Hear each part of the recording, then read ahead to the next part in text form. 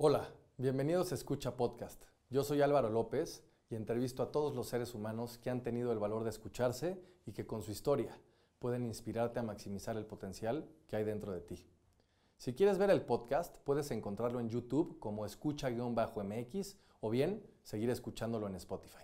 Para más información sobre escucha, visita nuestro sitio web en www.escuchamx.com. Hoy entrevisté a Osvaldo Oliva, chef, creador, pensador, padre y alquimista de lo cotidiano. Osvaldo no cocina para impresionar, cocina para entender, para preguntarse, para escuchar. Escuchar al ingrediente, al comensal, al territorio y al silencio. Estudió en México, se formó en España en cocinas como Mugartis y Can Roca, pero su verdadera transformación vino cuando decidió a México abrir Lorea, un espacio que no es solo restaurante, es un manifiesto sensorial, un experimento emocional, una conversación sin palabras. En este episodio hablamos de su infancia, de tener padres científicos y de elegir la cocina como un camino igual de riguroso y lleno de preguntas. Hablamos de su amor por las plantas, de los vínculos con el arte, la música, los perfumes, de la paternidad reciente, del tiempo lento, de la obsesión por los detalles. Hablamos del ego en la alta cocina, de lo que duele ceder y de lo que se gana cuando cocinas para provocar, no para agradar. Una conversación sobre lo que significa construir un lenguaje propio, sobre las cicatrices que dejan las decisiones valientes y sobre la belleza de crear desde la raíz, con los ojos abiertos, el corazón despierto y el fuego encendido. Si quieres conocer más de su mundo, síguelo en Instagram como @osvaldo_oliva y descubre Lorea, donde cada bocado es una forma de escuchar. Hueles el Carolina Herrera mientras te estás comiendo un postre cuyas capas son todos los aromas contenidos en el Carolina Herrera. Wow. La cabeza otra vez te hace... Sí. Este podcast es presentado por OTV. En OTV Productions se especializan en transformar ideas en videos corporativos, publicitarios y comerciales de alta calidad. Su enfoque está en crear estrategias audiovisuales que capturen la verdadera esencia de cada empresa. Y lo mejor de todo, están tan seguros de la calidad de su trabajo que garantizan al 100% la satisfacción del cliente. Si el video no resulta ser como lo imaginaste, te devuelven tu dinero sin preguntas ni trucos. Si necesitas cualquier contenido audiovisual para tu empresa, contáctalos en www.otv.com.mx. Este podcast es presentado por Público. Público es una compañía mexicana con 7 años en el mercado que se dedica a operar y desarrollar espacios de trabajo en la Ciudad de México. Si estás interesado en tener las mejores oficinas para tu equipo en términos de espacio, diseño y tecnología, visita publi.co.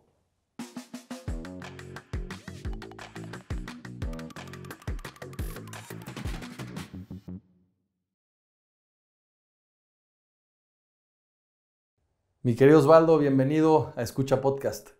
Gracias por la invitación, feliz de estar aquí. Al revés, yo estoy más feliz de tenerte aquí porque ya lo he dicho antes cuando han venido algunos chefs por el espacio de Escucha y me encanta porque soy un gran asiduo de la cocina, no solamente en cocinar, sino en entender justamente toda la alquimia que hay y es muy particular lo que estamos viviendo ahorita por primera vez porque es la primera vez que traen un vino. Y te quería dar las gracias, pero rápidamente explícanos qué vamos a tomar en esta conversación que vamos a tener y gracias por el vino. Pues, a ver, lo reitero, muchas gracias por la invitación, gracias por acercar a la cocina a foros de pensamiento y de escucha como este. No es lo habitual y yo siempre creo que a través del trabajo que hacemos que conecta con tantas cosas, pues sí tenemos algo que contar a veces. Elegí traer vino, pues es un gesto de hospitalidad, ¿no? Es un gesto de agradecimiento cuando vas a casa de alguien. Además, sé que te gusta el vino. Y traje algo un poquito fuera del rango, justo con el discurso de romper la expectativa que la gente tiene cuando lee o escucha una palabra, ¿no? Comemos y bebemos representaciones mentales que nos construimos nosotros. Esto es Jerez y como ya lo probamos, no sabe y no huele y no es lo que te esperarías de un Jerez. Se llama La Escribana de Luis Pérez, uno de los viticultores más impresionantes que hay hoy en día. Y justamente es una vuelta al pasado para que el vino no solo refleje el trabajo que se hace en la bodega con la crianza, las soleras, los finos, los amontillados, los palo cortados, los olorosos y todos estos vinos que son enormes aromáticamente, pues aquí el enólogo dice, el viñedo tiene que hablar el suelo es importantísimo y vamos a volver a un método tradicional y ancestral de cómo se hacía el vino en mi región, para que no sea yo y mi ego de productor el que dice cómo va a ser el vino, sino que cae y obedece a una congruencia histórica, geográfica y sensorial. Se llama La Escribana, Palomino Fino, y el viñedo se llama Macharnodo, uno de los más icónicos de Jerez. Pues gracias por esto, porque, hijo, lo dijiste ahorita, ¿no? Y salud, pero pues lo dijiste ahorita, creo que dar pues este regalo, ¿no? Cuando alguien te invita, siempre es muy bonito, y gracias, porque también hay que aprender a recibir. Y el que tú tengas este gesto con escucha, pues me conmueve, porque ya empiezas a hablar de lo que eres como persona. Y ahorita tocaste un tema y una palabra padrísima, que es pasado, ¿no? Al final, nosotros durante la vida tenemos que entender muchas veces nuestro pasado para ver pues cómo se va definiendo nuestro presente y qué queremos hacia el futuro. Y entonces, para entender este pasado y entrar ya en materia, me gustaría hacerte 3 preguntas que son muy sencillas. No sé si sencillas es la palabra, pero sí creo que son reveladoras para que la gente te empiece a conocer desde este pasado, desde este inicio. Entonces, quiero entender primero quién es Osvaldo Oliva. En segundo lugar, quiero entender quién es Os, o no sé cómo se pronuncia, OSW. Ajá, Os. Sí. Os, ¿no? Y en tercero, ¿quién es Dada? Ok. Bueno, Dada es como me dice mi hijo, Lucián, en este momento de su vida, que todavía no habla, ¿no? Su primer palabra no fue papá, no fue mamá, está haciendo pues muchas cosas, y es muy bonito ver que ahora ya me identifica como Dada, ¿no? No me lo dice, lo cual es raro, pero cuando su mamá le pregunta dónde está Dada y quién es Dada y cómo se llama él, entonces él es cuando dice Dada, ¿no? Entonces es muy bonito cómo a través de un tercero, que es su madre en este caso, ella está construyendo la vinculación vocal de mi hijo hacia mí. Entonces es hermoso y me conmueve muchísimo, y es impresionante que te la sepas esa, porque es como muy personal y es de este momento vital en el que estamos, ¿no? Lorena y yo. Y luego Osvaldo y Os son la misma persona en realidad. Osvaldo es como la gente, me conoce todos, y luego unos pocos con quien tengo mucha más afinidad, más cercanía y demás, me dicen Os. Pero son la misma persona. Al final no hay como un límite en mi perspectiva, en cómo yo manejo mi espacio vital. No hay un límite, no hay una diferenciación entre profesional y personal, ¿no? Entre familiar y vocacional. Yo siempre intento que con la misma energía se abordan las dos, con la misma emoción, con la misma pasión. Regla vital, no llegar a casa con el tanque de energía drenado, ¿no? O sea, porque pues es lo que más deseaba yo en la vida, ser padre y entregar con el mismo nivel de intensidad y con la misma convicción con la cual se entrega en el restaurante a gente que ni conozco, pues es que es un mínimo, ¿no? Para mí. Entonces Osvaldo y yo son la misma persona, pero bueno, esa es la diferencia, ¿no? La cercanía de con quien convivo. Qué importante lo que dices de empezar a construir desde la palabra en un vínculo familiar en lo que nos vamos convirtiendo, porque si bien cuando nosotros nacemos, independientemente si tenemos mamá, papá, o una mamá, o somos huérfanos, o nos criaron nuestros abuelos, empezamos a generar conexiones que son muy importantes para el alma. Y tú tuviste un ejemplo en casa de tu infancia, donde creciste con papá y mamá, pero con una profesión muy particular. Ellos son biólogos, científicos. ¿Cómo fue esta parte en tu infancia de empezar a entender la ciencia como experimento tal cual? A ver, es muy, muy bonita esa historia, es muy curioso, pero creo que toda reflexión al respecto se hace en retrospectiva, ¿no?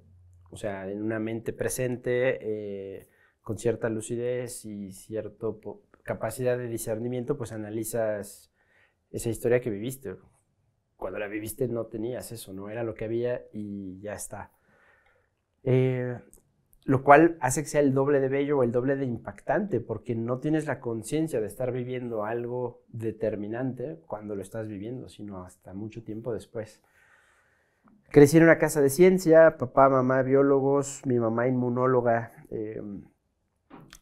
hermano de ciencias, bueno, también es biólogo, pero específicamente se fue hacia cáncer, ¿no? O sea, es un hogar de investigación y de ciencia. ¿Cómo afecta eso y cómo transforma a la persona de Osvaldo?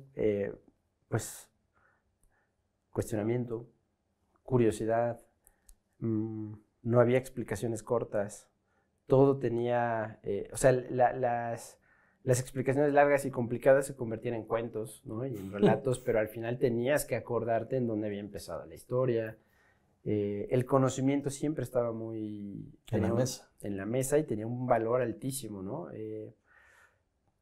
Te empiezas a dar cuenta de que no es normal, pues mucho tiempo después, ¿no? Cuando convives y dices, ¿por qué yo sé esto? ¿Cómo yo sé esto? ¿En qué momento aprendí esto? ¿Y por qué lo tengo tan grabado? ¿Por qué el resto no lo sabe? ¿Qué pasó aquí? ¿Por qué yo no sé de música y ellos sí? Entonces empiezas a ver, ok, bueno, pues en mi hogar esto tenía un nivel de importancia altísima, esto no tanto, esto no existía. Claro. Y empiezas a ver, por eso reacciono como reacciono, por eso le doy el valor que le doy a las cosas, por eso estas cosas no me interesan. O sea, es en retrospectiva. Creo que ese ejercicio de volver a intentar entender, si bien no explicar, más difícil eso, ¿no? Pero entender un poco cómo se articularon esas piezas para construir mi plano mental, eso está padrísimo. Entonces, soy un cocinero que viene de un hogar de ciencia. Cuando somos pequeños, y digo, yo lo veo con mi hijo y lo vi, ahora ya no tanto porque ya a la edad de 4 años ha tenido experiencias culinarias más seguidas, una de las cosas que me parecerían fascinantes era cuando le daba a probar por primera vez el limón o el picante, ¿no? O un queso que te platicaba, ¿no? Es fan al queso parmesano, grana padano, que es intenso sí. Y todos estos sabores, porque ahí empiezan las memorias sensoriales que después te recuerdan, ¿no? Sí, claro. Y yo creo que la comida muchas veces es un recuerdo muy bonito que te plasma en tu ser. Tú y la gente te definen como un experto, no solamente en vinos, sino en el olor. Tienes un olfato privilegiado que te puede llevar a muchas partes. Me encantaría que nos platicaras cuál es el primer olor que te viene a la mente de tu infancia. ¿Cuál es ese olor que te lleva a estas primeras reflexiones que me cuentas del conocimiento, de estar con tu hermano, con tus padres, pues dentro de este ecosistema familiar? O sea, pregunta difícil, pero pues en este caso de acción directa, ¿no? El olfato es el sentido que con mayor intensidad tiene capacidad para crear recuerdos muy duraderos. También es el último que perdemos. A mí me lleva inmediatamente al mundo del vino, pero desde otra perspectiva. Mis papás me llevaron, todavía no existía mi hermano, me llevaron a un viñedo en Zacatecas, turismo de ellos con sus amigos y demás, pero en una etapa ya de padres, entonces ahí va la criatura y pues la criatura avienta el vómito en plena bodega porque no toleraba el olor de la fermentación de la uva. ¿Has ido a una bodega? Sí. O sea, ese olor a fermento sí. No es olor a uva, no es olor a vino, es un proceso de transformación. Un proceso químico. Y tiene muchos volátiles y tiene cosas que hasta la fecha las puedo sentir aquí ahorita que me acuerdo del olor. Y hoy en día me gusta y lo entiendo, y cuando hueles la fermentación del mezcal es distinta de la uva, y la de la palomino es distinta de la Grenache. O sea, ahora puedo ver incluso hasta los matices, pero eso fue un shock. Pero me provocó el vómito, ¿no? Era una primera impresión que no pude como solventar, ¿no? Ahí quedó. Entonces, ese recuerdo olfativo es tremendo y hasta la fecha, pues, es motivo de risa en mi casa, ¿no? Imagínate, míralo, cómo bebe ahora. ¿Te acuerdas cuando...? Y ahora a lo mejor lo que te provoca el vómito es el exceso de tomar vino. No, bueno, eso es seguro, Osvaldo, ¿cómo fue tu primer acercamiento con la cocina, con esta curiosidad infinita que tienes para experimentar, pero ¿cómo se fue dando en estos primeros pasos antes de tomar la decisión y de hablar con tus padres para pues ya dedicarte de lleno y estudiar gastronomía? Fíjate, ahí otra vez vamos a entrar en temas como de cuestionamiento, porque ¿qué es real? ¿Cómo ocurrió, como lo recuerdo? ¿Cómo lo explico hoy o cómo se fueron dando las cosas? Porque ahora, en retrospectiva, vamos armando los pedacitos y son puntos, ¿no? Pero lo importante es cómo los conectas. A mí me atrajo de la cocina la capacidad que tenía mi mamá para transformar objetos en otros objetos emocionantes. Verduras, carne, ingredientes en platos. Y me impresionaba desde una manera como de alquimia, como lo dijiste al principio, pero muy rápidamente esa curiosidad se diluye y entró otra que era todavía más grande. Pero esta segunda ya no ocurre en plano consciente. Soy consciente de eso muchos años después cuando empiezo a intentar explicarme cuál es mi camino vital y por qué estoy aquí. Pero tenía todo el sentido del mundo.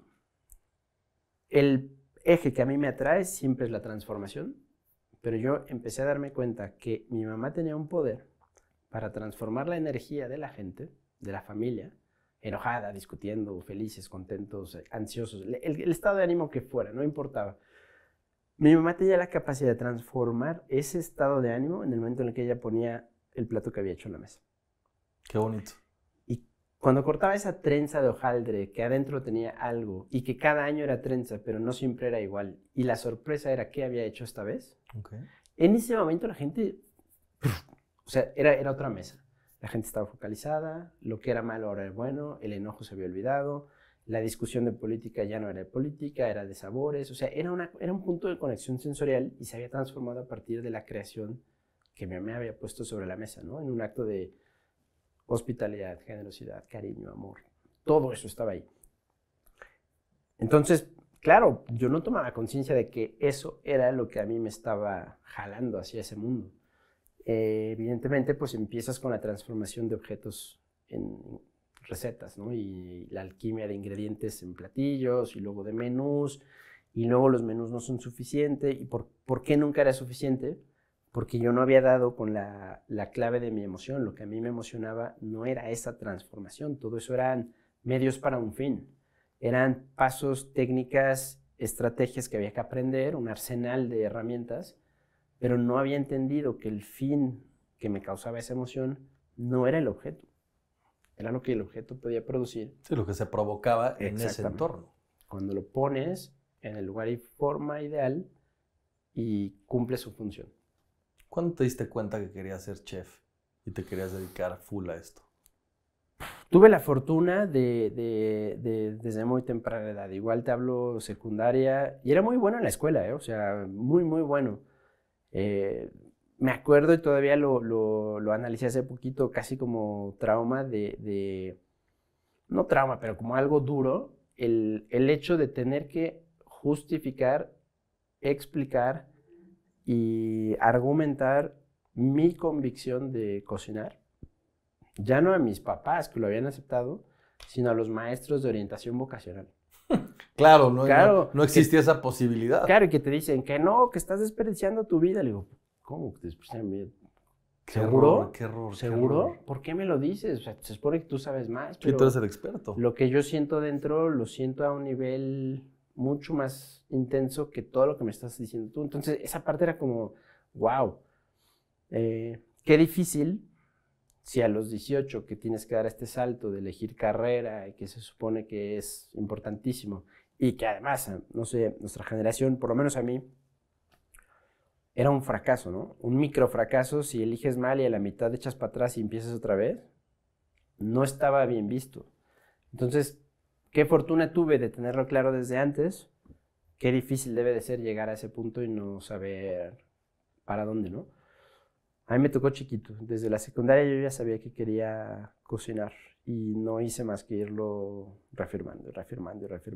¿Cómo se vio esta conversación pues con una mamá y un papá científicos Cuando tú les das la propuesta de que te quieres dedicar a la gastronomía y al final, pues es algo totalmente ajeno Sí, sí. Muy a lo que fácil. ellos esperaban, a lo mejor. Yo creo que la verdadera conversación difícil se dio entre ellos cuando yo no estaba. Ok. Ahí me imagino que mi papá tuvo que ponerle freno a la emoción de mi mamá ¿Quién convenció a quién? Yo creo que mi papá, mi mamá, o por lo menos, o sea, sé que fue mi papá el que pidió calma para analizar y el que puso sobre la mesa él tiene que hacer lo que él quiere hacer. O sea, me imagino además por la forma de ser de mi mamá que debe de haber sido muchísimo más difícil para ella. Mi mamá siempre era la figura de la escuela, de las calificaciones, del orden, de la orientación, del conocimiento, de la recompensa, o sea, esa era la figura que en mi mamá tenía más intensidad.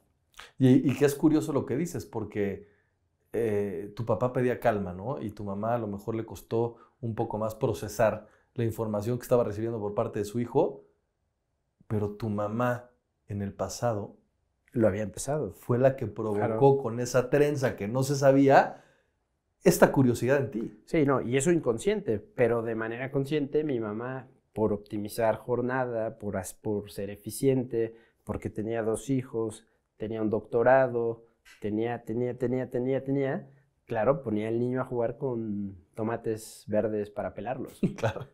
Yo no, igual no caminaba, ella estaba pelando tomates. Entonces, claro, es muy curioso y ahí es donde las coincidencias son bien bonitas. Mi mamá lo inició y luego ella tuvo que darle el trago de decir, uff, pues yo mismo lo he traído hasta aquí, ¿no? Claro. Yo no viví esa conversación, ¿eh? O sea, te digo que me imagino que la conversación dura de verdad debe de haber sido entre ellos, pero yo no estaba ahí. A puerta cerrada. Cuando yo les dije fue, ok, ¿estás seguro? Ok, dejamos hablarlo, ok. ¿Dónde vas a estudiar? ¿Dónde te gustaría? ¿Por qué te gustaría? Explícamelo otra vez. ¿No ves otras alternativas? Pero nunca hubo esta barrera, ¿no? O sea, fue entenderlo y después apoyarlo, pero a ciegas, fue así, brutal. Con estos cuestionamientos que de pronto el adulto nos puede llegar a poner cuando somos más jóvenes por las historias que tienen, por las creencias limitantes que tienen, nos puede hacer dudar. Sí. ¿En algún momento pensaste que te estabas equivocando o tenías un plan de decir, bueno, si me dicen que no, entonces voy a ser ingeniero? No sé. No, nunca hubo, lo cual, otra vez, ¿no? La retrospectiva de pronto asusta porque dices, qué inconscientes mis papás que no me pidieron tener un plan B. O sea, empiezas a construirlo de una manera distinta a cómo se fueron dando las cosas. Yo creo que fue la convicción tan grande y tan apabullante que había en mí que no hubo posibilidad de tener un plan B. O sea, era eso. Y no había posibilidad de fracaso. Es que eso es impresionante y esa es la intención que ahora a veces cuando estoy con un cocinero joven, con alguien del equipo, gente que no tiene ese discernimiento todavía de qué quiere hacer, cómo lo va a conseguir, yo lo comparo y digo, qué afortunado fui que era como, no hay otro. Y ni siquiera es ganar o morir, ¿eh? No había la posibilidad de morir, era mi camino vital estaba adelante. Y sigue siendo. Se va adaptando y le voy incorporando cosas que van teniendo nuevos niveles de importancia, pero sigue siendo el mismo, ¿no? Entonces, esas primeras etapas fueron muy intensas, derivado yo creo de mi propia necesidad de demostrar que mi convicción era real. Entonces, hoy en día hay practicantes que vienen al restaurante y se quedan con nosotros 1 mes, 2 meses, les cuesta mucho trabajo. Sí, que siempre no. Al final no es esto. Yo entré el día 1 a estudiar en Ambrosía y el día 10 ya me había conseguido que en la Taberna de León de Mónica Patiño, que está atrás, Delicioso, por cierto. buenísimo, me aceptaran como practicante. Y claro, como no tenía experiencia, te dicen, pues entras del área administrativa. Y ahí estaba, capturando facturas, insistiendo y molestando a todos todo el día para que me pasaran a cocina, ¿no? Tu mamá tiene un alto valor por el trabajo. Durísimo. Y justamente cuando estabas estudiando, te dijo que estaba perfecto, pero que tenías que trabajar. Que tenía que tener la experiencia, ¿no? O la experiencia. ¿Cómo convive al mismo tiempo un estudiante viviendo la vida real de un restaurante? Pues para mí hermoso. Para mí no había mayor goce que eso, porque era el contraste absoluto de lo que en teoría estoy aprendiendo contra lo que en la realidad estoy viviendo, y cómo lo empato y luego cómo se enfrenta, cómo lo solventas. Esto es un oficio, ¿no? O sea, es un oficio, es una técnica, y te haces mejor cada día con la repetición y la práctica. Entonces sí llega un punto difícil de empatar cuando lo que te está diciendo el profesor, que se supone que sabe más, no sabe más. Cuando lo que él me está enseñando yo ya lo hice 500 veces, porque este es mi puesto de trabajo en ese restaurante, y lo único que hago es esto. Viene alguien y me dice, no, eso no se hace así, se hace así, y lo hace peor que tú. Ese momento es bien difícil, porque lo abordas desde tu ego y te sientes mejor. Lo abordas desde la ingenuidad de no entender qué está pasando. Lo abordas desde... O sea, no sé, es muy difícil de resolverlo. Hubo un momento en mi escuela en la que yo decía, no estoy aprendiendo. No estoy aprendiendo. Mis papás están desperdiciando aquí su dinero. Donde yo estoy aprendiendo es ahí. Es acá, en la acción. No rescato una sola cosa de lo que está ocurriendo aquí. Y también es falso. Luego en el discernimiento y en retrospectiva vuelvo y digo, no, claro, lo que aprendí era eso, justamente. A enfrentarte al hecho de que a veces sabes más que otros, a veces sabes menos que otros, y todo es igual de válido, y cada proceso tiene su... O sea, cada proceso es importante. No puedes saltártelo, no puedes creerte más que el resto, no puedes sentirte menos que el resto. Tienes que aprender estas habilidades sociales que al final en una cocina lo rigen todo, ¿no? No es más valioso el que más sabe, no es más valioso el más rápido, no es más valioso el más técnico. El elemento más valioso en una cocina es aquel que sabe integrar todo lo que sucede a su alrededor y fluye. Esos son los avants para mí en la cocina. De manera errónea, y lo acabas de decir ahorita, muchos de los jóvenes que tienen pasantías contigo, en tus proyectos, en tus restaurantes, bares, etcétera, llegan poco tiempo y se van porque a lo mejor no se convencieron de lo que eran, o tenían la idea de que un chef o el rockstarismo del chef se vive de manera diferente. ¿Cómo son estas pasantías y qué vive una persona joven para realmente empezar a darse en su lugar en un mundo hoy tan competido?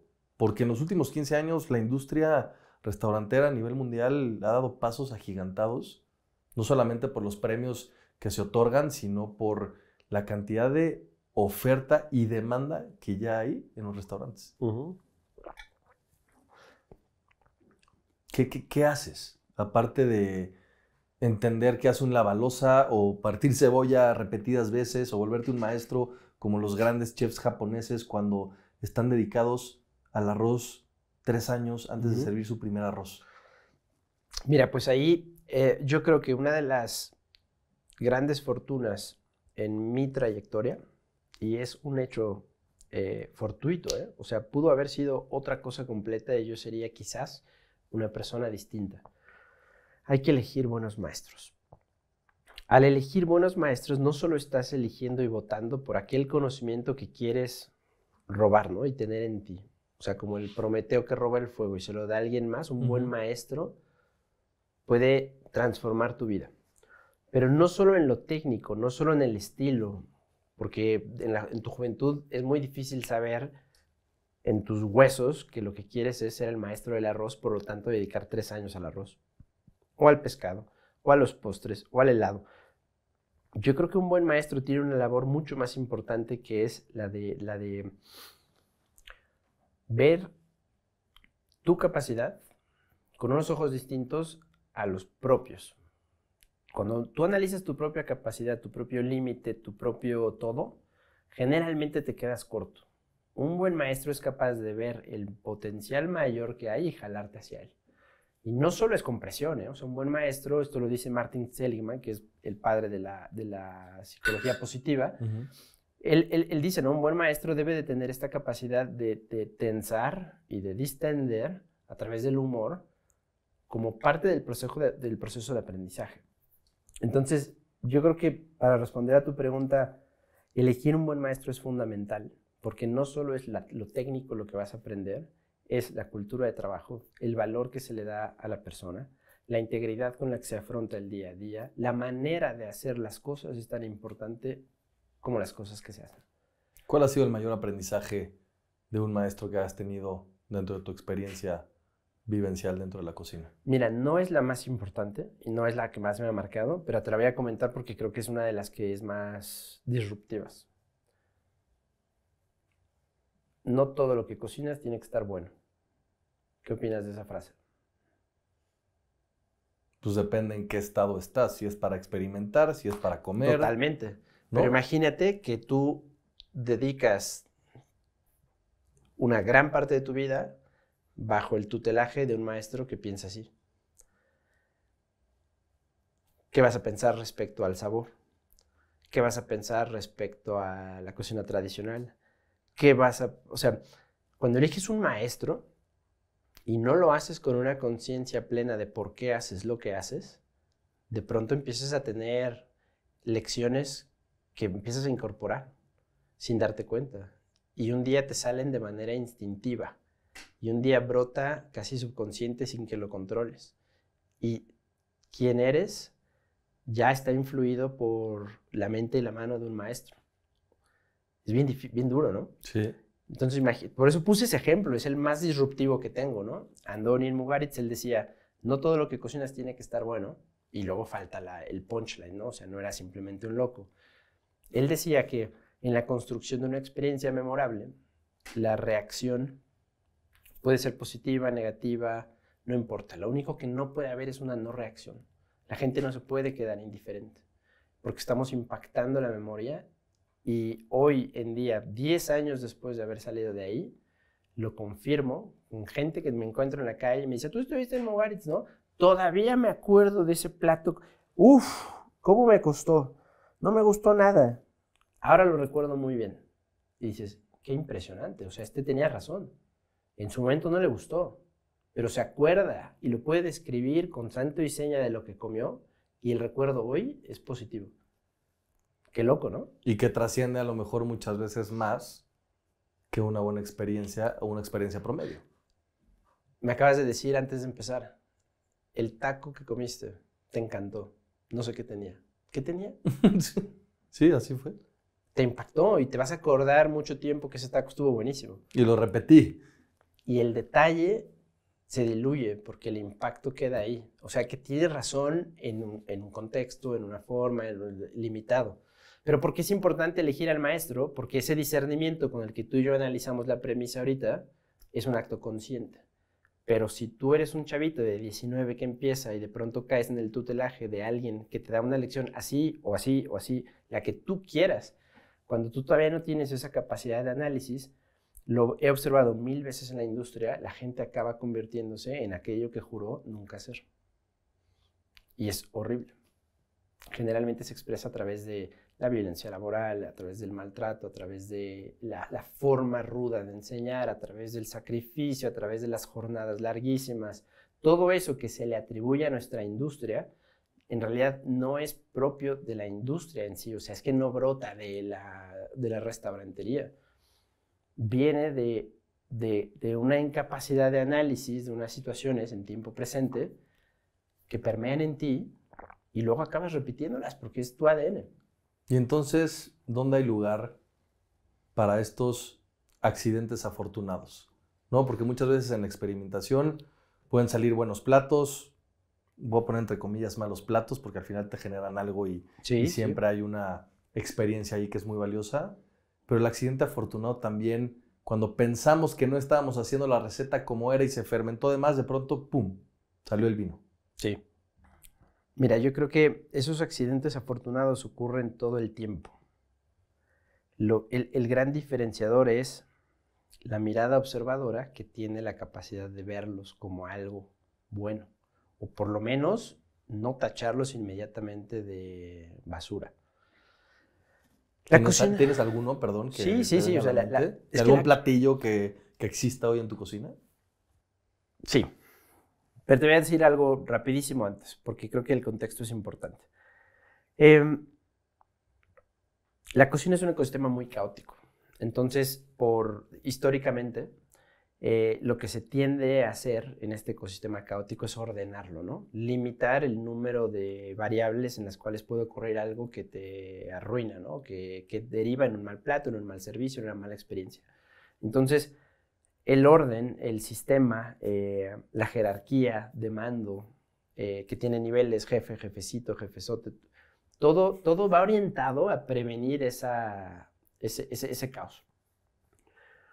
Mientras más estructuras las cosas para prevenir el caos, más ceguera tienes respecto a las posibilidades que se salen del guión. Muchas veces lo que está fuera del guión es lo más valioso, pero el propio sistema las elimina porque lo que se busca es replicarlo, el proceso y el éxito. Entonces, en ese sentido, la iniciativa de un miembro del equipo que de pronto cambia un proceso es algo que en algunas cocinas está prohibido, mal visto y es la muerte.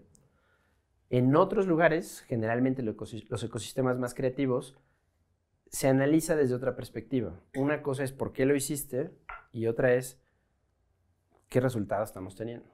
¿Por qué lo hiciste? Para ir más rápido, pues igual y es válido, igual y no. Pero si el resultado que estoy viendo es bueno, tienes que tener la mirada abierta y decir, cuéntame qué hiciste que te salió mejor que como normalmente lo hacemos. Entonces, en ese pedacito es donde está el chispazo que acabas de decir, las joyas ocultas que brotan a partir de probablemente un error, pero que derivan en algo mejor.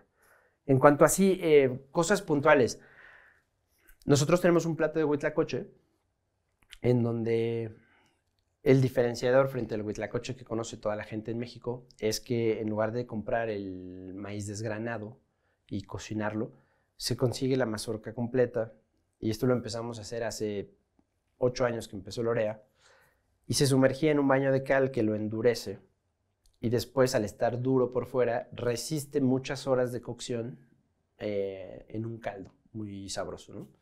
Si no le metes esa primera etapa al proceso, cuando tú lo cocinas 4 horas, 5 horas, 3 horas, no solo se ablanda, sino que se deshace, ¿no? Uh-huh. Entonces, endureces para que la forma exterior resista, sin embargo, del interior quieres que sea suavecito, suavecito, suavecito. Bueno, durante mucho tiempo se hace así y de pronto hay una innovación que dice, oye, no se necesita tanto tiempo dentro de la cal, ni tanto tiempo dentro de la cocción para poder llegar a este nivel de textura. Ah, sí, a ver, ¿cómo? Demuéstrame. Pues se hace así, se hace así, se hace así, y en menos tiempo llegamos a lo mismo y queda mejor. ¿Cómo? Pues con un proceso mecánico. Ábrelo, le quitas el interior, que es la parte más dura, y entonces ya no tienes que estar concentrado en que durante 4 horas resista la cocción para deshacer. Pues mejor quítale esa fibra y listo, claro, estás del otro lado. Puta, pues entonces, imagínate, cortar un proceso de duración de horas aquí, horas acá, y era así de largo, y ahora con un corte mecánico lo haces así. Pues eso es eficiencia, ¿no? Si no estás en el lugar adecuado, o más bien, si estás en un ecosistema que no está dispuesto a ver que la mejora puede venir de todos y no solo de uno, pues hasta te llevas un regaño por haber modificado el proceso. De acuerdo. Entonces, esas contradicciones a mí me parece importantísimo señalarlas, trabajarlas, porque al final así es como se construye una mejora continua. Tienes una historia muy bonita. Cuando eras estudiante, una persona afuera de la universidad vendía libros. Sí. Y tú constantemente le comprabas libros. Ajá. Un día, esta persona te guarda un libro muy especial. Sí. Y te da este libro en el cual tú ves un postre que te marca y que te pones como objetivo que tienes que aprender a cocinarlo. Estoy hablando del postre de Jordi Roca. Sí, Viaje a La Habana. Ese postre cambió tu vida. Uh-huh. Y quiero entender cómo fue el proceso, primero para encontrar cómo podías aprender de primera mano a hacer este postre y cómo esta determinación te llevó a irte a vivir a España los que iban a ser los siguientes 10 años de tu vida? Pues primero que nada, un saludo al señor Humberto, el señor Humberto Mejía, que hasta la fecha vende libros y yo creo que él ni sabe que fue el detonador de algo que derivó en esta entrevista. Tenemos que tanto enseñarle tiempo este después. podcast. Ingenuidad y determinación. Si te las menciono así, ingenuidad y determinación, a lo mejor no se conectan, a lo mejor no tienen consecuencia una con la otra, pero al final esas dos palabras son la explicación para lo que me acabas de preguntar.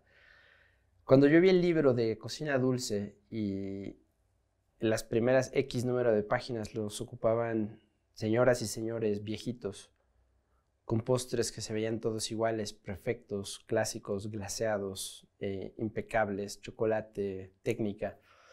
Y la última página del libro era un jovencito que tenía 23 años, se veía jovencísimo, no sé, cuando Jordi hizo eso tenía igual 24 años. Jovencísimo. Y de pronto lo que yo veo no es ni perfecto, ni cuadrado, no es geométrico, no brilla, ni siquiera parece comestible, porque en el primer plano hay un puro y atrás hay un montoncito de helado raspado, no una bolita perfecta como en todos los demás. O sea, era disruptivo hasta por su manera de presentarlo, no obedecía el canon y sin embargo era el triple de impactante. Bizcochito de chocolate glaseado con hoja dorada de XXXXX. O sea, el nombre de un plato tenía 3 renglones y el de él eran palabras. Viaje a La Habana. 4 palabras. Y era ver la foto, leer el texto y decir, lo entiendo. Sin leer la receta, sé que eso que veo atrás es de limón. Y debe de tener ron. Y este puro se come. Era un puro comestible, relleno de helado. Y el helado de dentro era sabor Partagás número 5. ¿Qué es eso? Un puro. El Claro, puro Partagás número 5 era el sabor del helado dentro del puro comestible. ¿Sabes lo que eso te hace a la cabeza? Qué locura. A ver, contexto, para empezar, yo había estado en la Taberna de León 1 año, luego estuve en Tesca 2 años, y cuando llega mi momento de hacer prácticas profesionales, mi escuela me dice que me va a mandar a España, qué padre, bien, pero me va a mandar a una cadena banquetera, equivalente a, bueno, no sé, ponle tú el equivalente. Una banquetera. No vamos a decir nombres. Y entonces es como, ¿por qué no me emociona esto? A ver, analízalo, ¿por qué no me emociona esto? No es el ego, yo no me siento más que banquetero, pero no es mi camino vital. Por algo estoy en la Taberna de León, por algo estuve en Tesca. Me emociona, todavía no lo sabía, que lo que me emocionaba era la transformación emocional en quien recibe el trabajo de mis manos. Todavía no lo sabía. Y como un servicio, qué padre lo que acabas de decir. Yo pensaba en ese momento de ver la foto que era la proyección artística. La mente de este chavo que hizo el postre está trascendiendo simplemente las herramientas técnicas de la belleza que se espera en un postre para contarme una historia. Eso me atrapó. Y dije, yo tengo que ir ahí. En la escuela me dicen, no, ¿cómo crees? Ahí no puedes ir. Bueno, pero no puedo ir porque no tenemos convenio, porque no tenemos forma de hacerlo, porque es un 2 estrellas, porque... Ah, bueno, pero todos los nos que me dijeron eran nos de parte de ellos. Claro. No era una prohibición, era simplemente una explicación porque ellos no podían ponerme ahí. Y dije, ah, bueno, pero tú no me puedes colocar ahí, pero ¿y si yo encuentro cómo colocarme? Si tú lo... Sí, claro, si tú entras ahí, claro que te validamos las prácticas. Pues ya está. Te pusieron la zanahoria. Ya está, o sea, no, me pusieron, ahí está. Mandé una carta, mandé muchas, o sea, la verdad es que en eso sí era, a lo mejor ese era mi plan B, por si acaso, ¿no? Mandé muchas cartas, todas escritas a mano, era la petición de que me acogieran para hacer mis prácticas ahí. Yo no lo sabía, pero España estaba viviendo justamente ese momento álgido del desarrollo de la gastronomía. Las cocinas cada vez necesitaban más número de personas.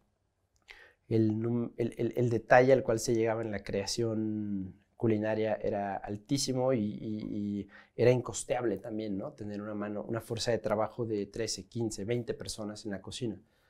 Yo no lo sabía, pero entonces todos los restaurantes estaban necesitados de manos. De pronto se dan las cosas, recibes una carta bien intencionada que dice por qué quieres estar ahí y resulta que no es simplemente quiero aprender recetas. Yo escribí y le dije lo que quiero es entender cómo a través de esa intención artística se puede hacer comida deliciosa. Y me aceptaron. Ahí está la magia, ¿no? Entonces me aceptan, llego ahí. Evidentemente no me tocó trabajar con Jordi, pero otra vez, ¿no? Ponme un reto y me voy a buscar la vida para llegar a él. Entonces, no me acuerdo cuánto tardé, pero llegué y me tocó trabajar con él y al día de hoy somos, pues, buenos amigos. Las lecciones aprendidas son enormes. Tengo una heladería a partir de trabajar con él. Una lección. ¿Una lección de él? Hay muchas. Te voy a decir otra vez, la de más impacto. No sé si es la más importante, pero la de más impacto. El helado no tiene olor. Pues no, hasta que se lo pones. ¿No? O sea, así como tú me dices de... O sea, en todos te los estoy dejando la lección corta, ¿no? Pero te doy el titular. Está difícil. El helado no tiene olor porque a la temperatura a la que se sirve, las moléculas aromáticas siguen estando ahí, pero nuestro sentido del olfato no tiene la capacidad de percepción para dichas moléculas. Ok. Quiere decir entonces que el servicio de un helado carece de aroma y si tú le pones un aroma, estás amplificando la manera en la que la persona que lo va a probar lo va a experimentar. Entonces, doble golpe. Si le pones a un lado del helado un pedacito de cartón como el que te dan en las tiendas de perfumería con un aroma. Eso revolucionó la gastronomía. Jordi empezó a poner un aroma de limón mientras que te comías un helado de limón y la gente volaba. Y de ahí evolucionó a poner un perfume, Carolina Herrera, un perfume Calvin Klein, un perfume Eternity, un Thierry Mugler. Creo que el más icónico es el de Carolina Herrera. Para mí era el más icónico. Entonces te comes, hueles el Carolina Herrera mientras te estás comiendo un postre cuyas capas son todos los aromas contenidos en el Carolina Herrera. Wow. La cabeza otra vez te hace... Sí. ¿No? Te destroza. Y una cosa es estarlo cocinando con él y aprenderlo y escucharlo y teorizar sobre lo que él quiere conseguir. Y una parte de ti duda, ¿no? En el momento en el que estás afuera, sentado como comensal, y eso llega, te derrites. Y dices, esto es una genialidad. Por la experiencia o por lo que estoy probando. El impacto sensorial es brutal.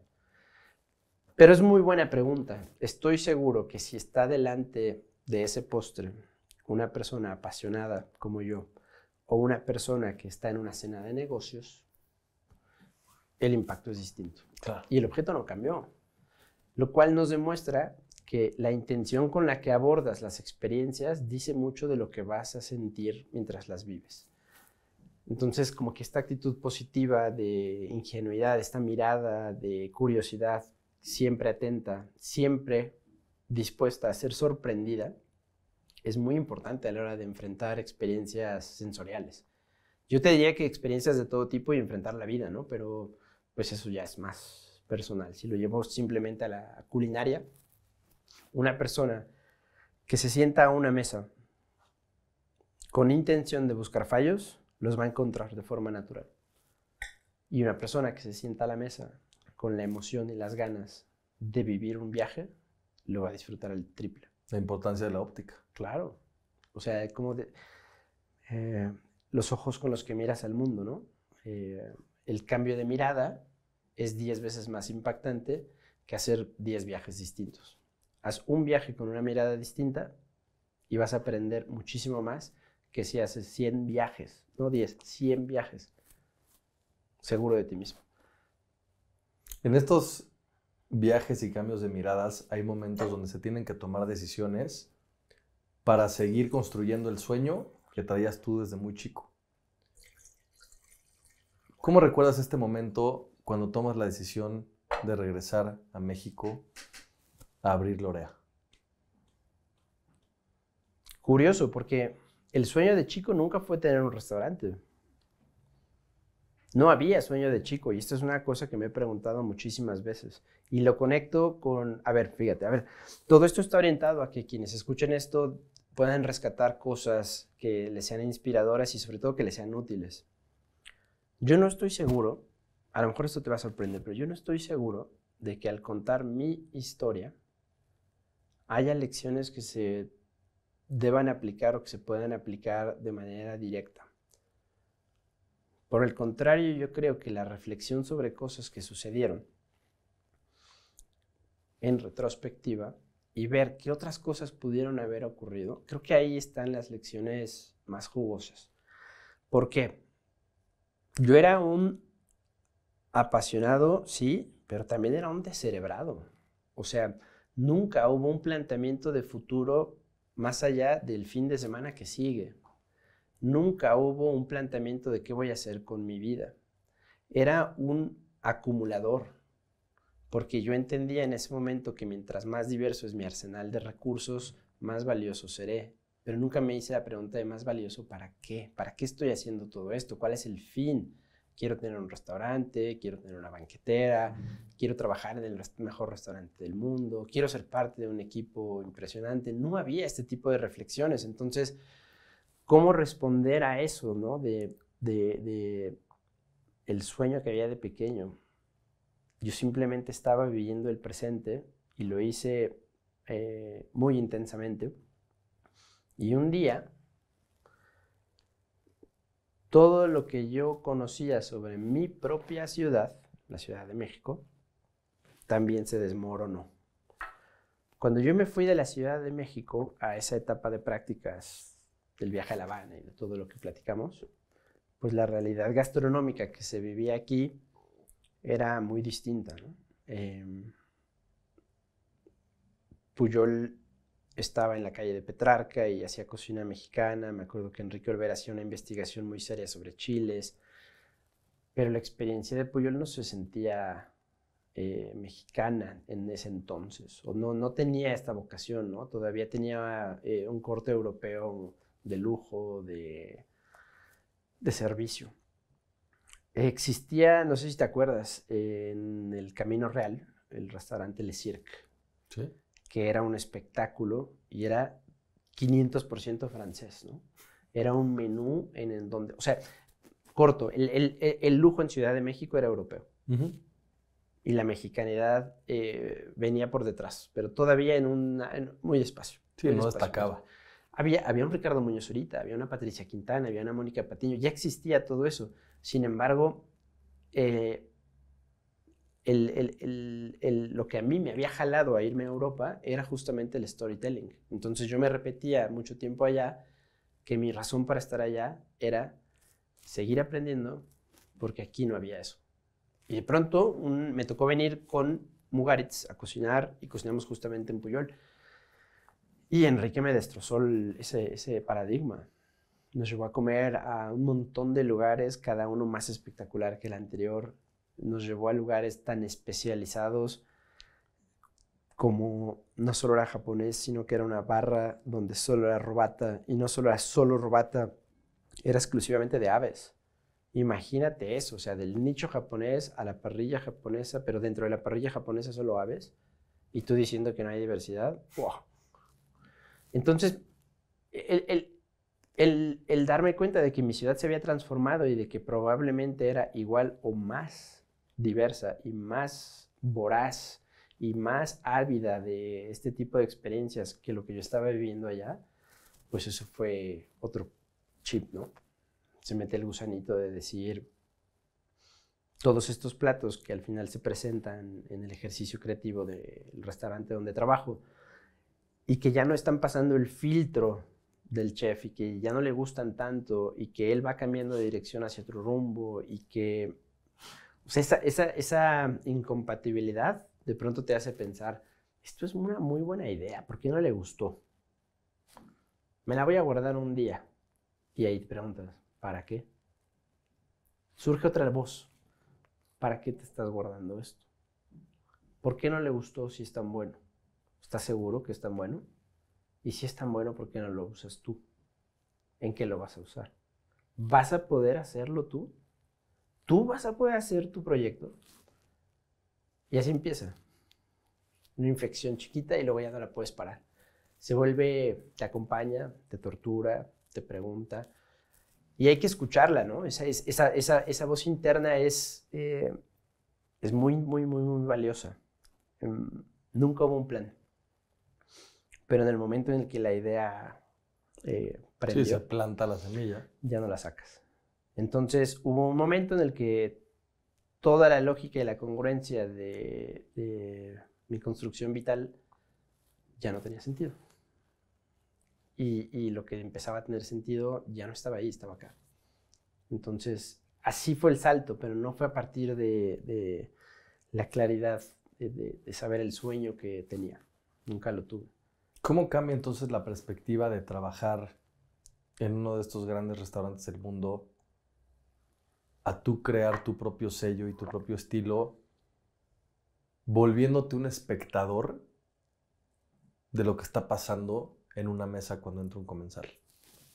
Mira, no me había hecho esta pregunta y me viene con una claridad otra vez brutal. Y esto es nuevo, esto no lo había pensado. Lorea tiene la cocina abierta y la mayoría de la gente piensa que es para mostrar cómo hacemos las cosas. La realidad es que no es así.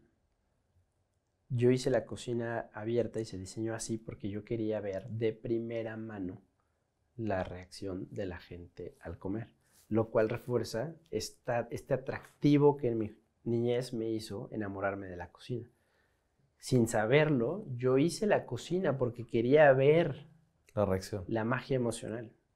Y nunca lo había reflexionado, ¿eh?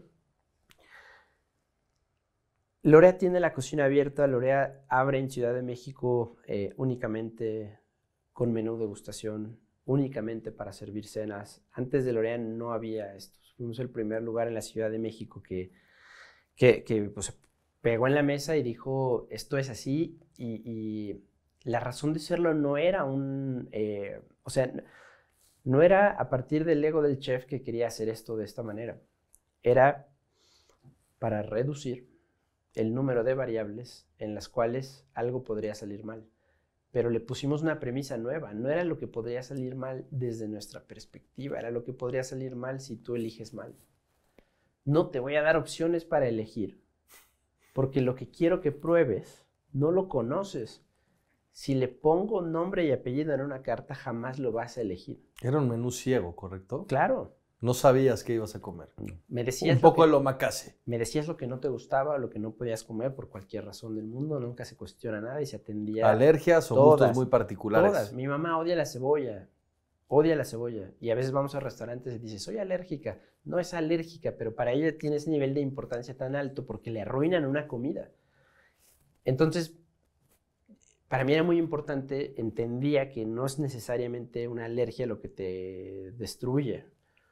Si hay algo que no puedes comer y te lo doy a comer, automáticamente te estoy arruinando y me estoy arruinando porque no vas a disfrutar. Entonces, esa era la regla. Tú dime lo que no quieres comer, no te voy a preguntar por qué, pero nosotros te vamos a decir qué es lo que va a ser tu experiencia ese día. Qué curioso, ¿no? Casi como un doctor cuando da un medicamento, ¿no? Uf, no me digas eso. O sea, nunca lo había visto desde esa perspectiva, porque el medicamento te cura de algo y lo que nosotros intentábamos hacer era la emoción pura desde lo positivo, ¿no? Pero confío en que lo que me estás dando me va a hacer sentir mejor. Se requería esa confianza. Desde lo que tú sabes, porque yo no lo sé. Claro. Y entonces te digo, soy alérgico a este medicamento, pero si me das la pastilla que necesito para sentirme mejor, a lo mejor mi vida cambia de una manera tan profunda que te lo agradezco. Gracias, doctor. Claro. Ojalá hayamos llegado a ese nivel de impacto en alguien, ¿no? Pero la realidad de lo que hacemos es que a través de nuestra observación, nuestra curiosidad y mucha exploración del territorio mexicano, en todas sus formas, Nuestro hobby, nuestra vocación de vida es presentarte cosas que ya conoces desde una óptica que tú nunca pensaste. O sea, en la sorpresa en Lorea no es ponerte el cítrico más exótico del otro lado del mundo que nunca has visto y nunca volverás a probar. Eso no es. Creo que en nuestra diversidad cultural y natural hay productos y hay historias bellísimas. El hecho, por ejemplo, volviendo al tema del huitlacoche, simplemente el hecho de poner sobre la mesa algo que has comido cientos de veces, pero es completamente distinto a todo lo que has comido, te hace ese efecto en la cabeza de crack, ¿no? Jugamos con la expectativa, porque como te dije al principio, comemos representaciones mentales. ¿Qué tipo de comida es Lorea? Porque hay claramente una impronta muy fuerte de la parte mexicana, pero hay otro tipo de sabores que rompen totalmente, como una ensalada de jitomate con barbecue y cero cítrico, que te lleva a lugares muy distintos a lo que a lo mejor hoy se está poniendo en la escena más mainstream, si lo podemos poner así. Sí, Lorea sirve cocina mexicana, definitivamente.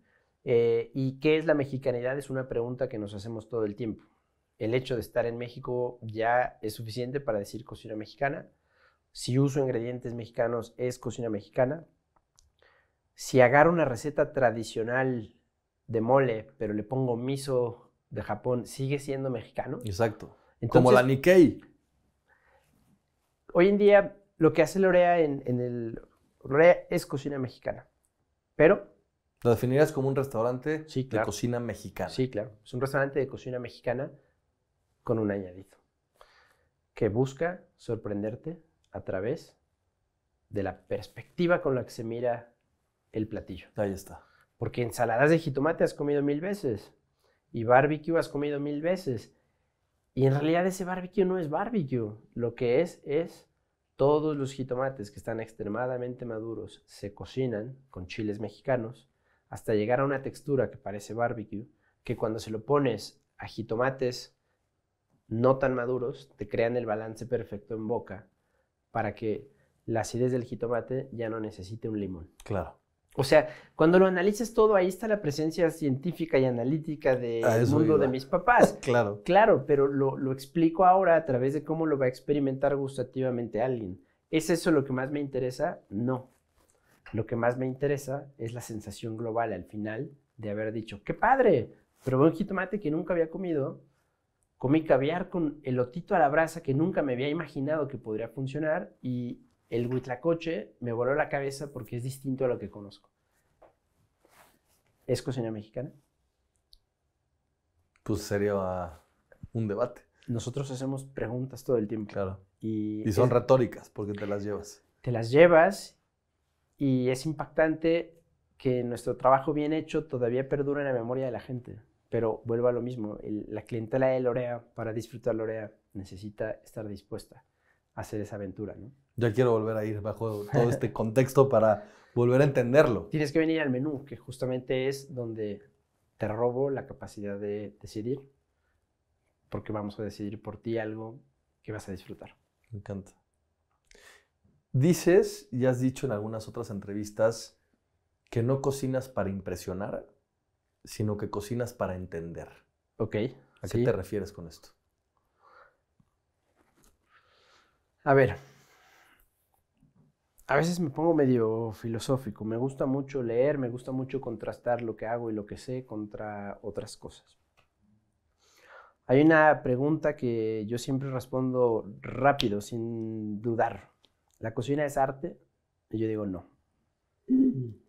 Ya sabía que te iba a interesar. ¿Por qué la cocina no es arte? Explica y responde también la pregunta que acabas de hacerme. Yo no cocino para impresionar.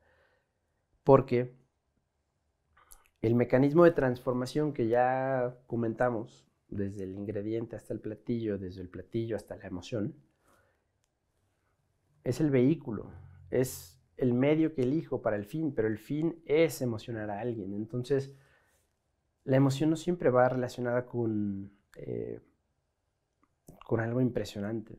A veces la austeridad y la falta de produce un efecto más potente que el exceso, que el desbordamiento, que la explosión de los platos, que los 15 ingredientes y salsas en un plato.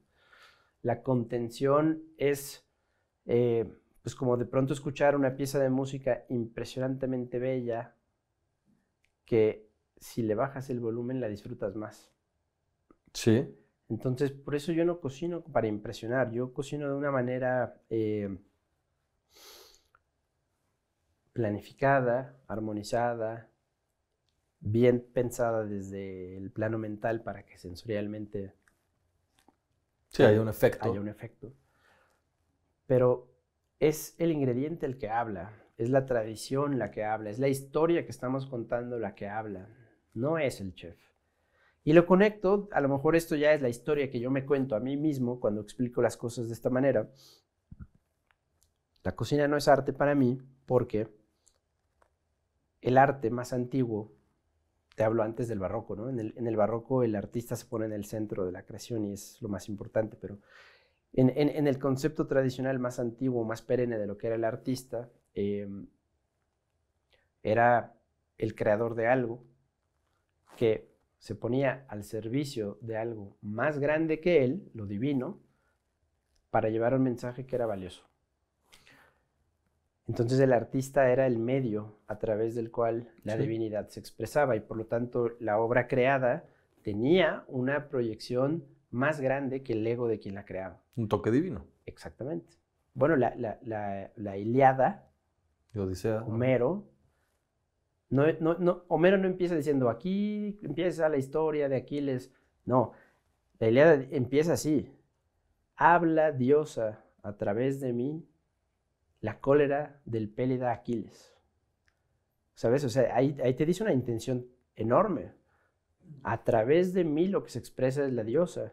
Las palabras que yo plasmo aquí no son mías, son de algo más grande. Y casualidad, fíjate el impacto que tiene esa obra, ¿no? En la historia. Sí, en el tiempo. Todas las lecciones, todo lo que la civilización griega adopta a partir de ese arquetipo cultural, no lo dijo un pelado, lo dice una diosa. Esa es la trascendencia del arte, para mí. Cada vez que estás delante de una pieza que te encoge el corazón, difícilmente es por lo que el artista quería plasmar en su obra. Casi siempre tienen un mensaje que es enorme, que tiene un peso y habla de un contexto histórico, cultural.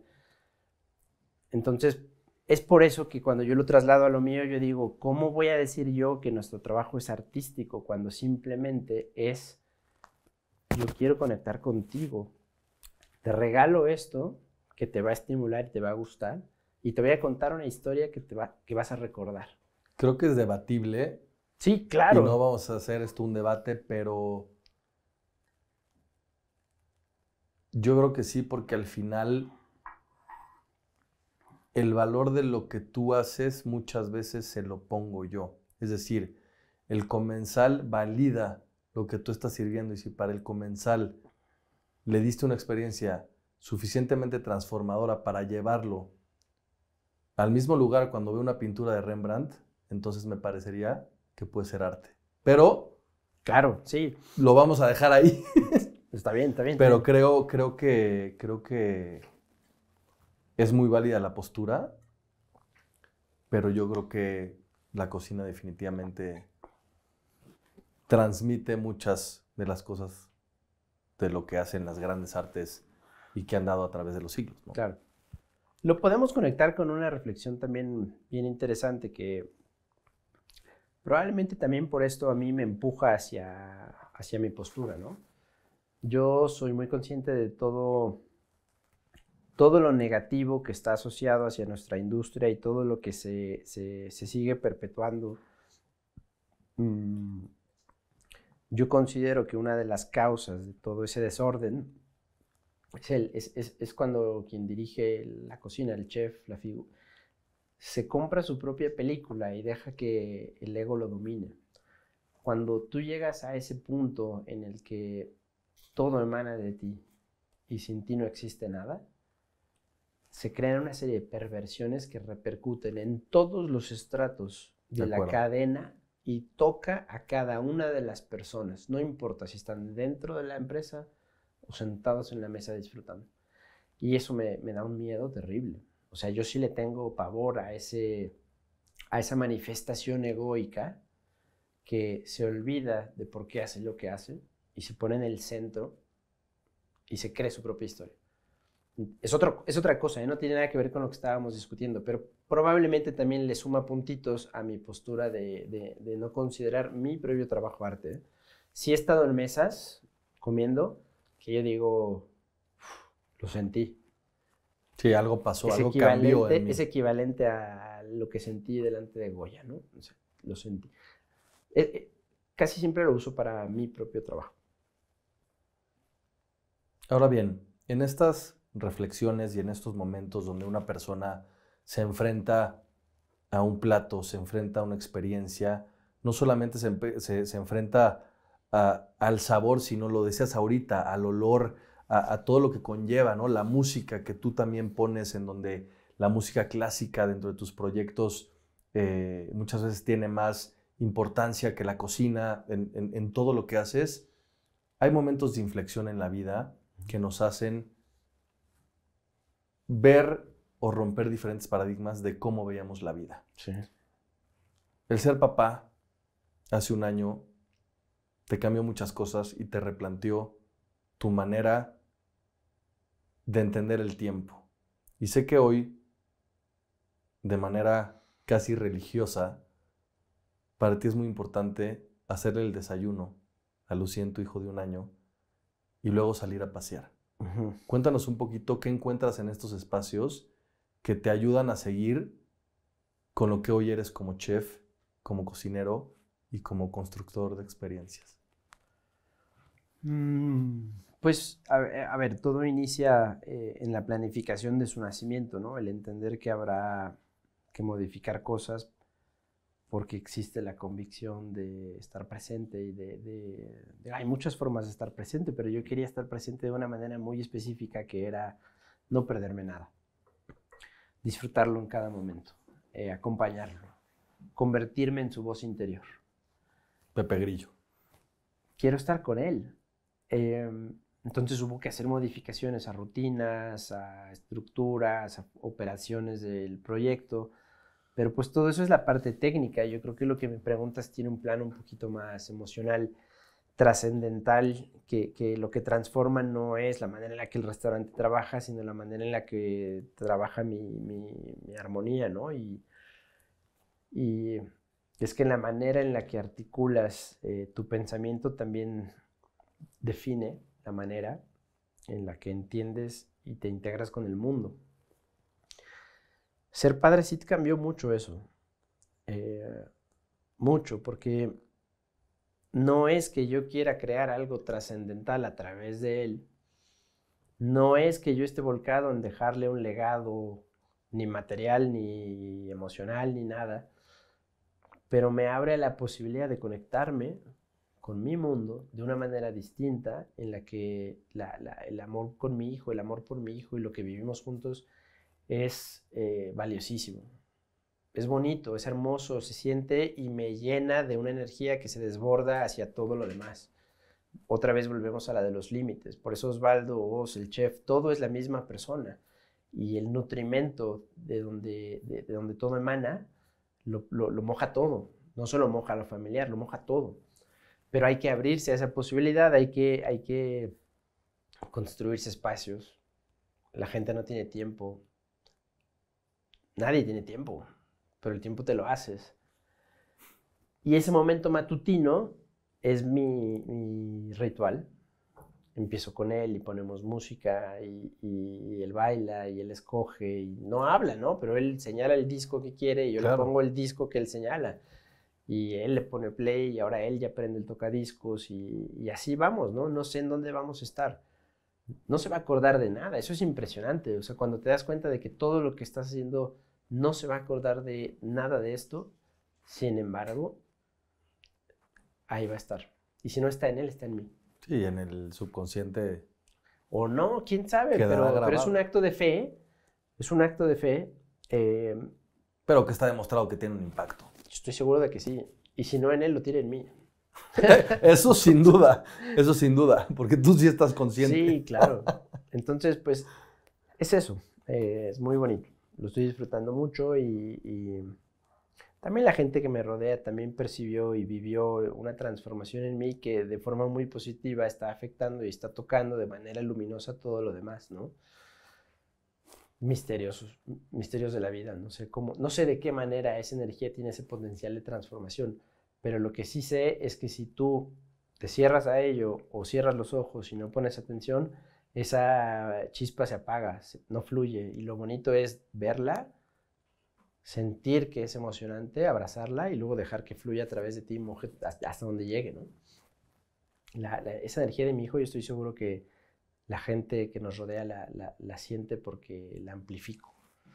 ¿Cómo se vive una familia en donde Lorena y tú, con un hijo, se dedican a lo mismo y trabajan en conjunto? Es un trabajo demandante, pasional, y en donde lo que dices, ¿no? Tienen que empezar a cambiar la estructura para que esto funcione. ¿Qué Pues papel sí, juega Lorena en esto? fundamental,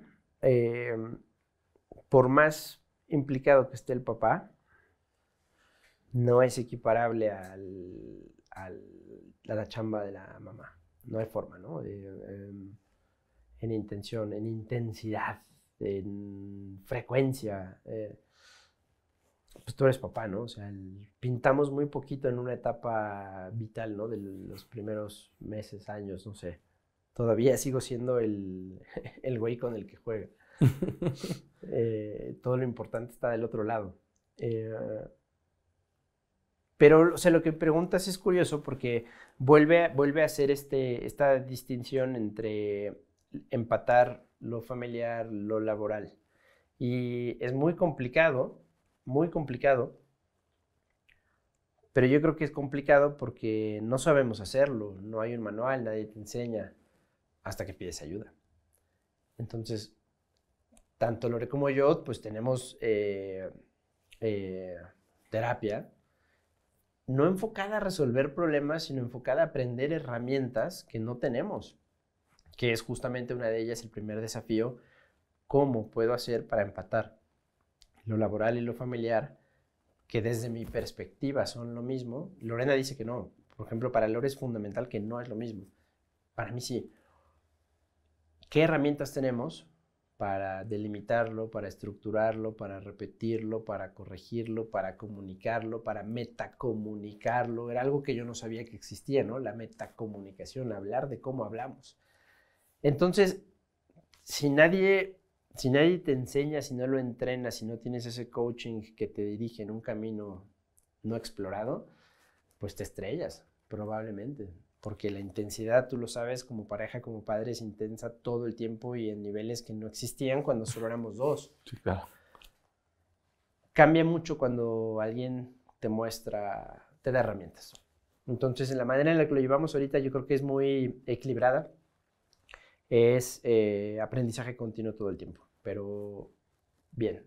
Yo creo que el papel de Lorena es fundamental, evidentemente en lo familiar y en el trabajo es ese elemento de luminosidad con el que todo el mundo quiere a Lore, todo el mundo la abraza, todo el mundo le agradece su presencia y su energía es muy opuesta a la mía en el sentido de la intensidad, pero como ella es muy cercana. Las plantas.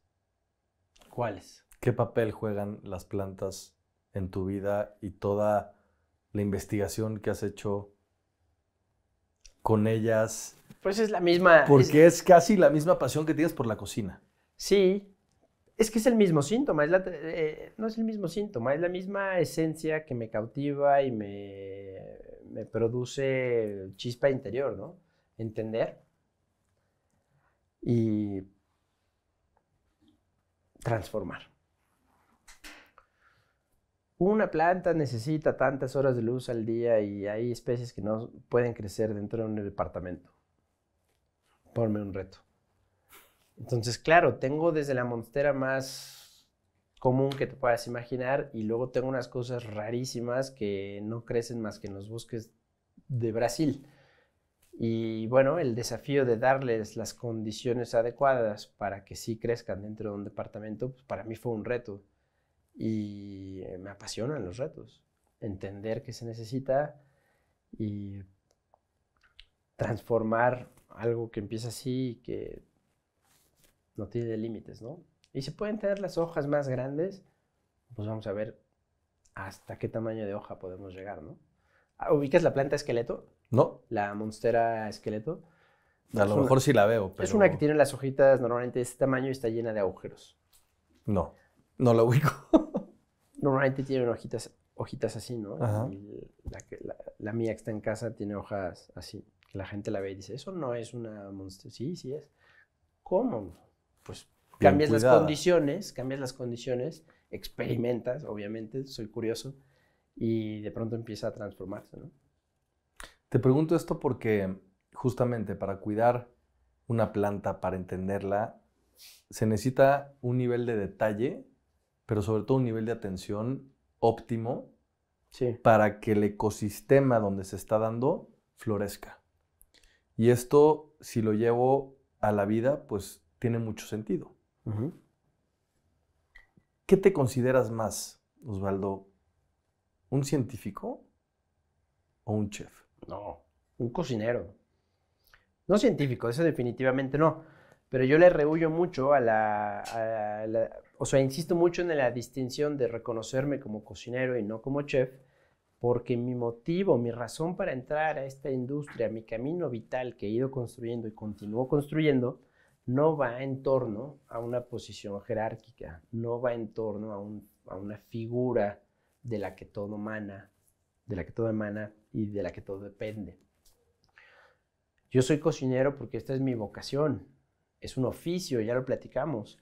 Esa transformación de cosas en emociones requiere de técnica, requiere de conocimiento, pero se practica, se repite.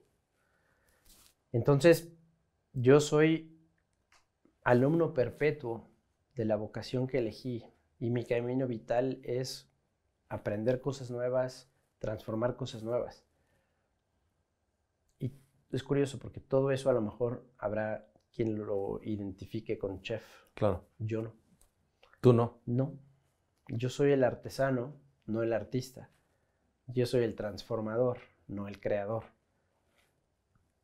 Entonces, científico no, chef tampoco, cocinero siempre. Dentro de la paternidad, y estoy seguro que lo empiezas a vivir, siempre un niño ve hacia arriba a las personas más cercanas que tiene. Sí. Muchas veces, e inclusive los puede ver como superhéroes, ¿no? ¿Por qué? Porque el impacto que tenemos enfrente de estas figuras pequeñas es muy importante y muy fuerte. Aunque de primera instancia a lo mejor no lo vemos, estamos sembrando semillas en ello. Si yo hoy te pudiera preguntar, ¿cuál es tu superpoder? ¿Y cómo impacta el mundo? ¿Cuál sería? También lo tengo claro. Mi superpoder hoy en día es ayudar a desarrollar en otros lo que ni siquiera ellos son conscientes que pueden hacer. Ya cometí el error en el pasado de querer hacerlo todo el tiempo con todos y a pesar de que ellos mismos no lo vean. Y eso fue un error.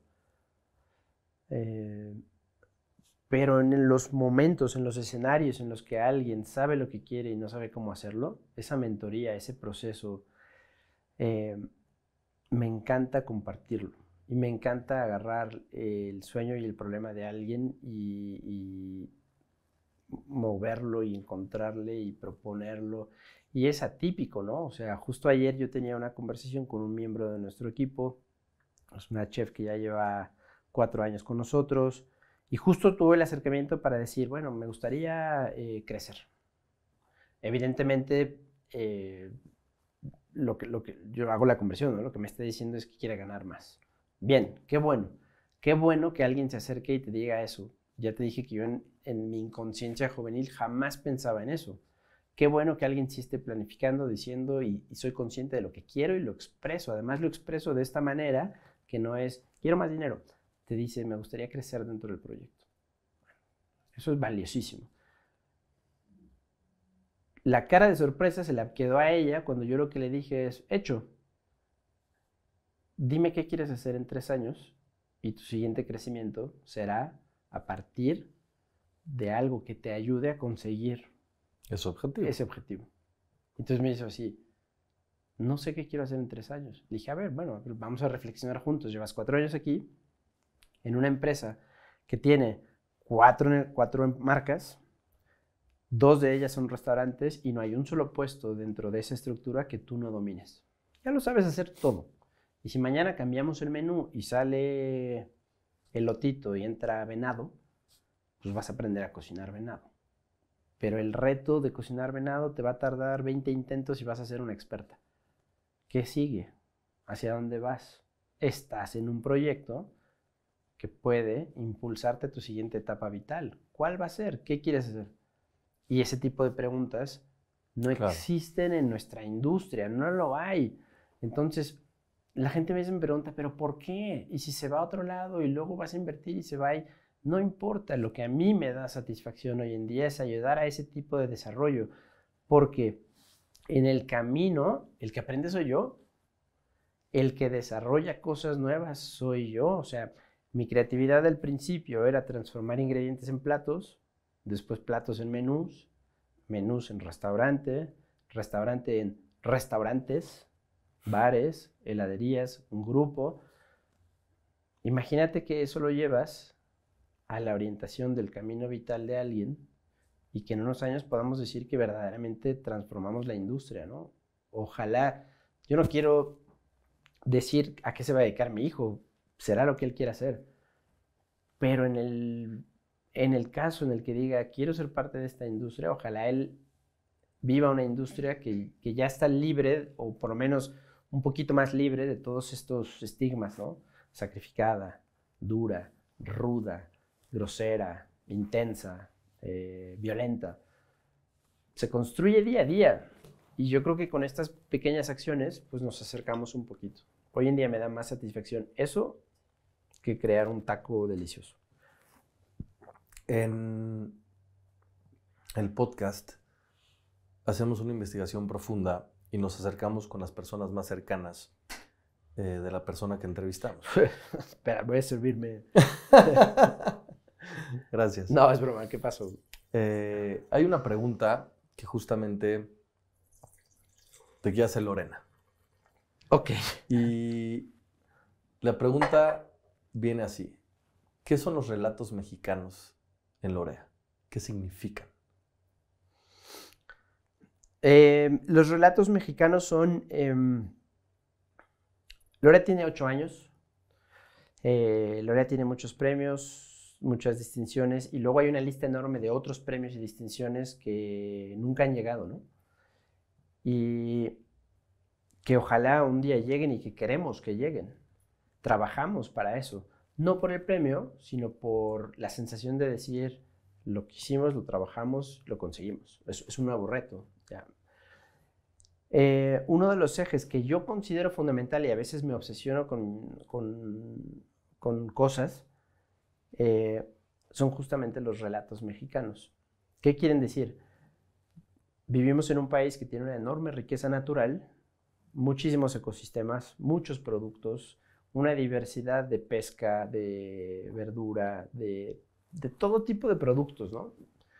Aprendí este año que en Veracruz hay 11,000 cabezas de búfalo que producen lácteos impresionantes y que no estamos utilizando. Entonces, los relatos mexicanos son ver la otra cara de la moneda y es, acá está la diversidad de la riqueza natural, pero de este lado, y no lo estamos viendo, hay una riqueza, hay un patrimonio cultural hermoso que si convertimos en historias, estoy seguro que quien se las coma las va a disfrutar muchísimo. Porque no es lo mismo comerte la mozzarella de búfala a que te enteres que viene de Veracruz y que en ese estado hay 12,000 cabezas de búfalos mexicanos. Entonces, es el storytelling. Los relatos mexicanos es el sabor que le ponemos a lo que hacemos a través de contarte una historia que en algunos casos te dice algo que no sabías, en otros casos te recuerda algo que habías olvidado, en otros casos te cuenta una historia y una metáfora, una fábula, pero te emociona a través del relato de nuestra cultura. Yo creo que ahí hay un enorme patrimonio y es algo en lo que estamos trabajando ahorita para transformar Lorea en una nueva etapa donde sigas comiendo delicioso, pero te lleves esos relatos mexicanos. Producto local. Sí, siempre. Bueno, local. Ensenada, ¿cuántos kilómetros está? Bueno, local país. Sí. ¿No? Sí, local país definitivamente. Hasta el aceite. Nos emociona, me gusta muchísimo. Ahí está mi camino vital. Dentro de estos retos que nos vamos poniendo y estas proyecciones que tenemos a futuro, aunque en algún momento de tu vida vivías el presente y no tenías más que el plan de cocinar al siguiente día porque estás aprendiendo inmerso en toda esta parte, la crítica es dura. Las expectativas nos pueden decepcionar y el no llegar a un objetivo claro nos puede dar mucho miedo de accionar. Uh-huh. En Escucha tenemos una dinámica que nos gusta mucho, en donde a nuestros invitados les damos esta flecha para que nos platiquen justamente cuál es, al día de hoy, cuál es su mayor miedo, alguna creencia limitante, a lo mejor que tengas, algo que te esté estorbando, que no te deja avanzar a la velocidad que quieres, y me encantaría que nos pudieras, pues justamente, ¿no?, comentar qué hay hoy dentro de ti que no te está permitiendo avanzar y que hoy, después de romper esta flecha con la parte más vulnerable de tu cuerpo, que es la garganta, te puedas y te quieras deshacer de ella. Hay un historiador muy, muy curioso que me gusta mucho cómo trabaja y él siempre dice que los que no le tienen miedo a nada, en realidad a lo único que le tienen miedo es al fracaso final.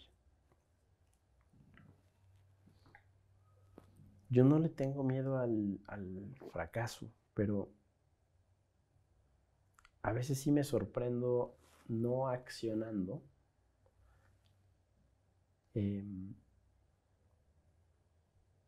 por miedo a que lo que se me ocurre no sea suficiente. O por miedo en general a que el esfuerzo y la convicción orientada de quien lidera algo, mi proyecto, uh-huh, pues lleve a todos por un camino, pero que no sea suficiente. Y bueno, pues desprenderme de eso podría ser muy útil. ¿Lo escribo aquí? Sí, puede ser en una palabra, en una idea, como tú lo quieras simbolizar, porque la importancia de tener esta flecha es intencionarla. Cuando tú pones intención a algo como tú lo sabes y accionas, entonces se genera un cambio real. ¿Estás listo para romper esta flecha y deshacerte de esta creencia que tienes que no te hacer? Estoy listo. Voy a contar hasta 3. 1, 2, 3.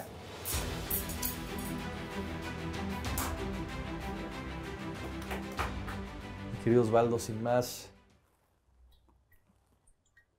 sin temor a equivocarme, ha sido la plática más filosófica que he tenido en Escucha. ¿En serio? ¿De todas? Sí, y esto me encanta porque creo que este tipo de reflexiones lleva a otros lugares y sobre todo me lleva a hacer otro tipo de preguntas que a lo mejor no tenía planeadas, okay, ¿no? Qué bueno. Lo que tú decías, muchas veces tenemos nuestro método, nuestro proceso, sí, nuestra escaleta, nuestros bullet points para más o menos por dónde va la conversación, pero esto es lo que más me gusta, porque siempre el tener una conversación con una persona que no conozco de primera mano a profundidad, pues te lleva a diferentes caminos que de pronto se vuelven muy ricos.